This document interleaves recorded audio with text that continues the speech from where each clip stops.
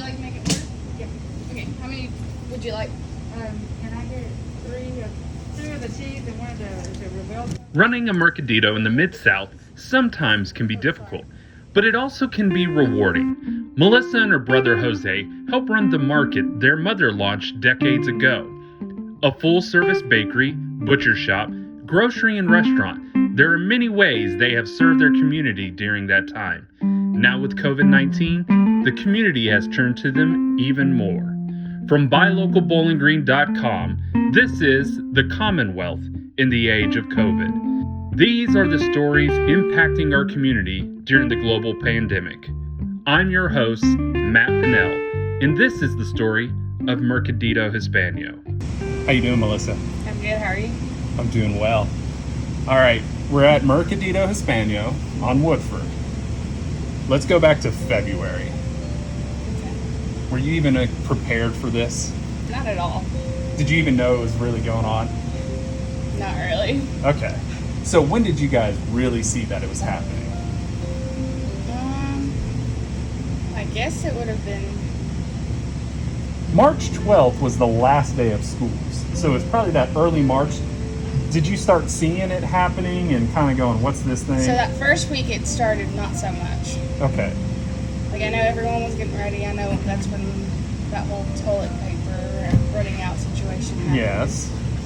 I don't think we started to see it until that following week, that second week. That's when we, and I helped you guys with it, set up the online ordering. Yes. Which it's still there. We don't have as many people taking advantage of it yet, but you guys have been inundated more than you have typically, right? Yeah. Business is not slow. No, not at all. How is business right now? So right now it's actually calmed down a little bit, but... And this is right before Memorial Day when we're recording this, so... Like I said, that second week it started happening. I know all the bigger chain grocery stores were running out of supplies. So that's when rice was out, beans were out, all the dried. So that's when people, obviously, like you said, we started doing the online stuff. So we started posting about us having supplies, and people started coming here. And that's how they got to know us. Because they're like, we didn't even know you guys were here, so. I think that's the funny part, that a lot of people forgot about the international, the Mercaditos, even the Ryan Fatted Calf. The local markets have always been here and served the community. Yeah. But they all flock to the box store first. Well, I guess because it's cheaper in a way, because when you're smaller, your prices are a little more expensive. Sure. But as well, it's easier to go for one whole stop than coming here for smaller things. But let's talk about that with you guys. What do you guys offer? So we have the grocery store. So do you have beer? Yes. Do you have toilet paper? I do. Do you have a butcher shop? We do. Do you have a bakery? As well. Do you have tamales? Yes. Do you have soda? I do. Do you have candy for the kids? Mm-hmm. So what would you lack that most people would be looking for is maybe just some of the small essentials that they could plus up at some of the box stores, correct? Well, like I said, the only big thing that I would think about would be the prices. Other than that, But typically, I'll say this, the box stores are expensive now. now they are, especially with the lack, like I said, of supplies right now. Like right now, meat is going up For you guys, too. for us as well as the customers. What are you guys short on? We've been having trouble looking for pork bellies to make our chicharrones, which is something we do daily. What is chicharrones for those that don't know? Chicharrones are fried pork skins. Okay. So we make those on a daily. Sometime last week we were having trouble finding it, but we're back and get on supplies. Us Hispanics, we love to grill, so we use a lot of inside skirt and flat meat. That was a little hard to find, but that was doable as well. So like carne asada and all that's kind of tough right now. Fajita, yeah. It's gone up, but it's not too terrible. What's really shocked me that's gone up and you can't find anywhere is chuck roll. And that's kind of a lower end meat, right? It is, but it's really high in price right now. What about veggies? I've been able to keep up with our vegetables. The only thing I know that we lacked of for a while was plantains. But that's more. And that's because it was international, probably. Yeah, more of all that stuff that is international is hard to find, but we're good and stocked up on it now. So tell me a little bit. We've got customers coming in, and what's it been like with, say, you do deal with more of a, you get some more of our immigrants who've come here from different countries. You get people who second and third generation here, but you also go out in the community and you see the difference in how people are handling the pandemic. Do you see any difference on the people, or are they all the same? As in for our customers, I do. I really wish, and I don't know if it's got to do with them just not understanding or just, not really caring. I'm not sure because I haven't really talked to them about it. But I've noticed a lot of our customers don't really care about keeping the distance and wearing the mask. Mm-hmm. And so I'll have to try to remind them just for the sake of that person in front of them and the person behind them, because usually I'll get a feel or look at them that they start tensing up if someone's too close to them. Like I said, everyone has their own fears. Some don't care, some do care, but I do wish that they would educate themselves in that aspect, and just for the safety of other people, even though they don't care for themselves and the safety of other people, they would. So what's it take like? serious. What's it like instead of being sheltering in place with your family, but working in place with your family? How's that dynamic? It's hard.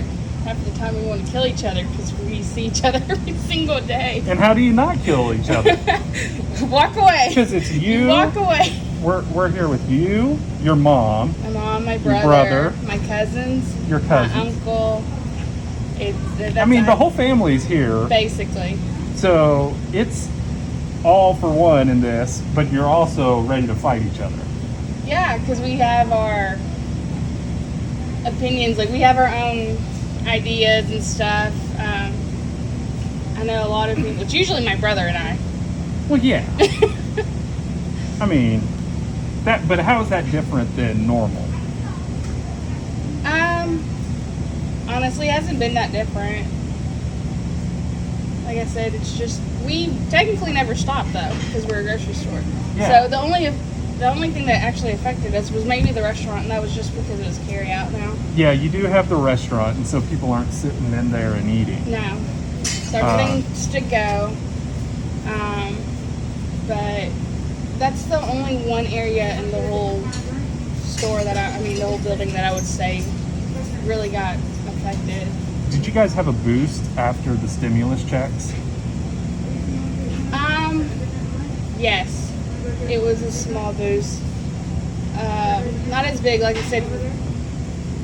It's just, I don't know, we were trying to keep up and keep stock. So You need to get this person. Yeah, I do. How are you? See ya.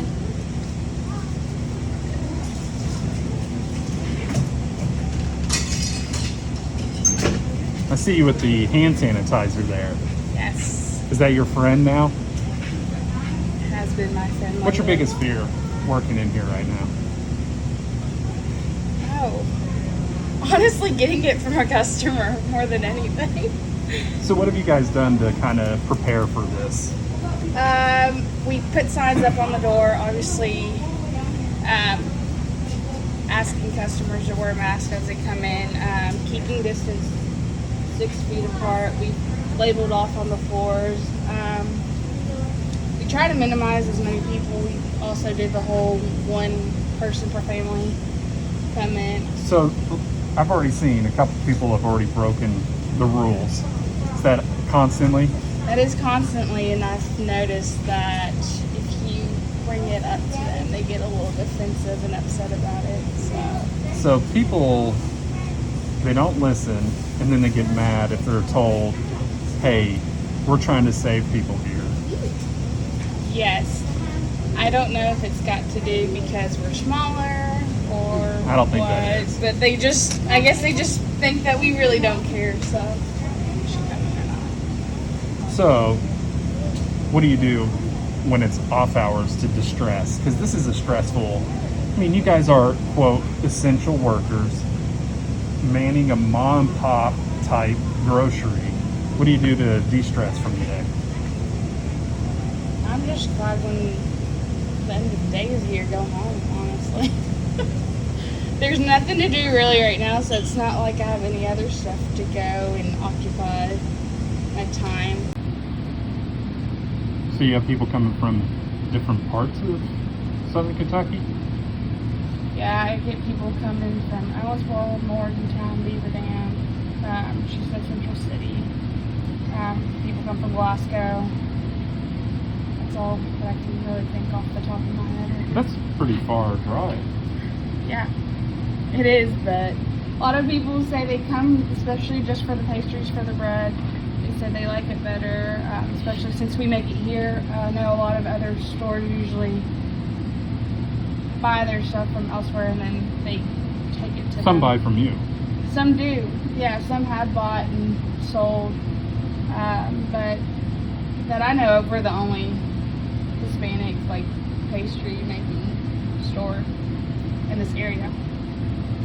So what do people need to do locally to kind of help you guys through this? Wear a mask, keep your distance. What else? I honestly can't. Shop more. They could. They're more than welcome to come shop more. Are you guys making a lot of pupusas and tamales and all that kind of When stuff? this started out, tamales was a big one.